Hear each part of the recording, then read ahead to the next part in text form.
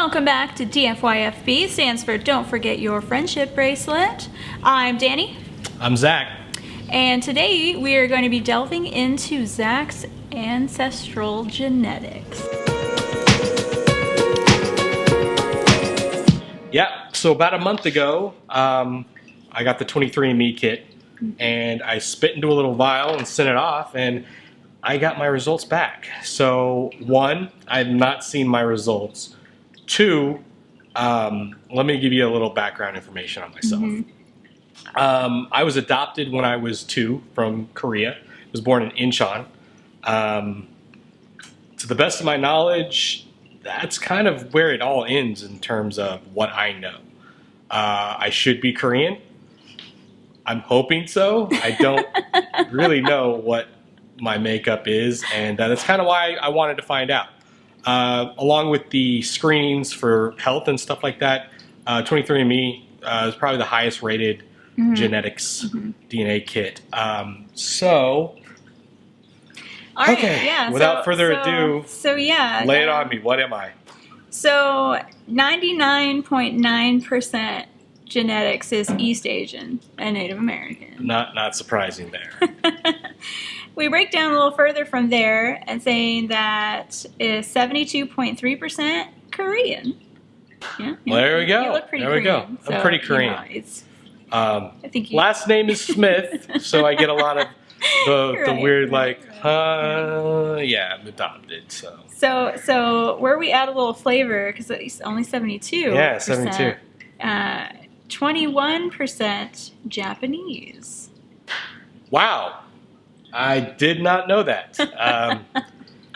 Especially with the relationship that Koreans have with the Japanese. And don't get me wrong, most Koreans, I'm sure, and most Asians have a little bit of everything mixed in there.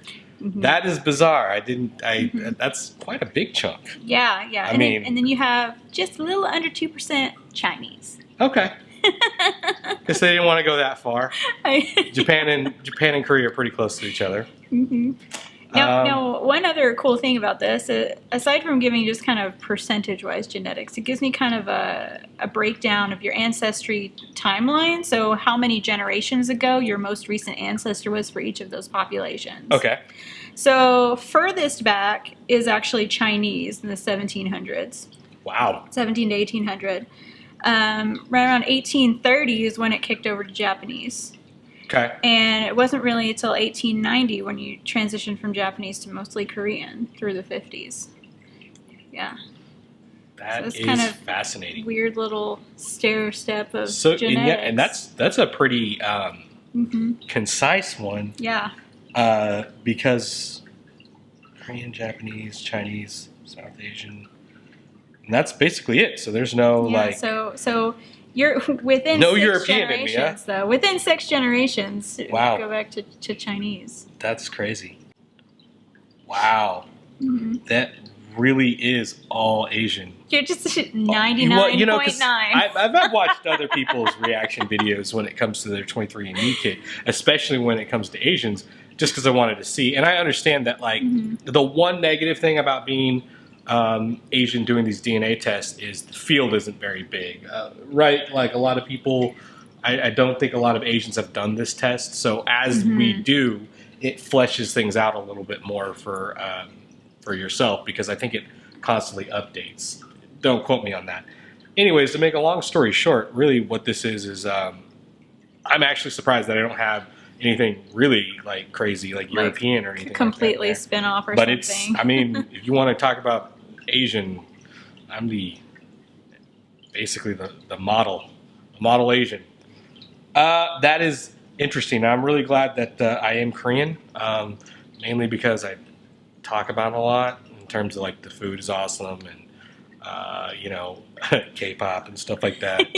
So yeah, you've really embraced the culture as part of your identity. You need to. Yeah, you should always do it. Embrace your culture and learn about it. And this is a great tool for those. Being partly Japanese now, it's I don't know. That's pretty cool. That's you're like 20% Japanese. That's neat. Got to go eat some yakitori sushi. But anyways, if you're thinking about it and you're on the fence on doing the 23andMe, I would highly recommend it. It doesn't take too long. It's not hard. You spit in a vial and then you send it off, and then eventually you get your results back. They also do, like I said, health and health screening. I'm not 100% sure what's on that because we just even opened up this, but yeah. I would totally recommend it, and I can't wait till Dani gets the opportunity to do it. Yeah, this will be, I think mine will be a little more interesting.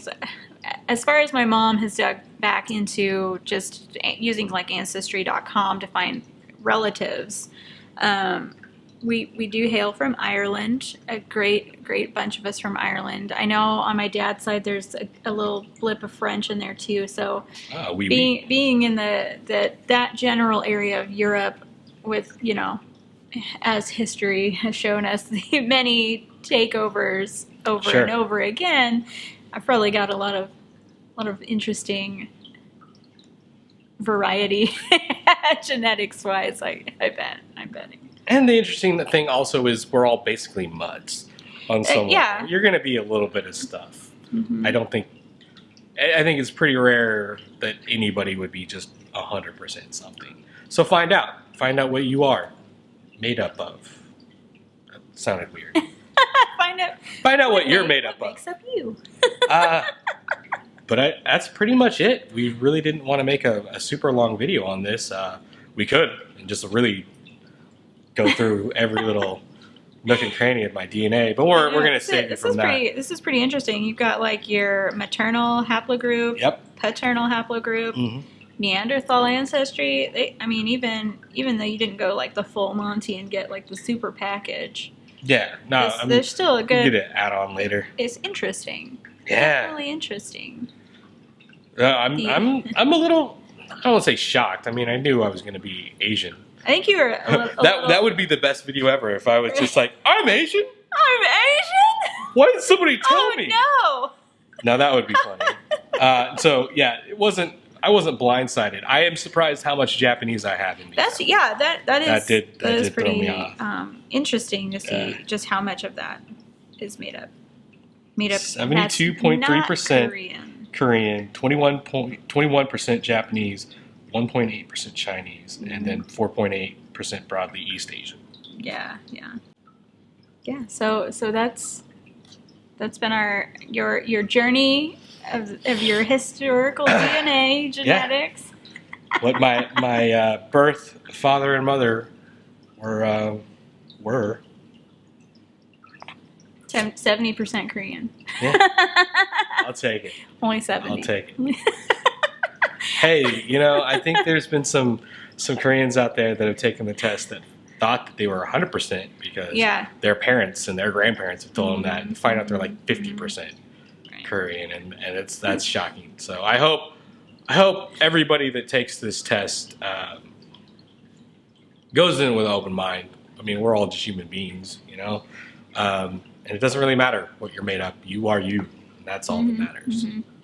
Well, this has been another episode of Don't Forget Your Friendship Bracelet. Make sure you like, subscribe, hit us up with a comment. We're also on Instagram, Facebook, and Twitter. We'll see you next time. See you next time.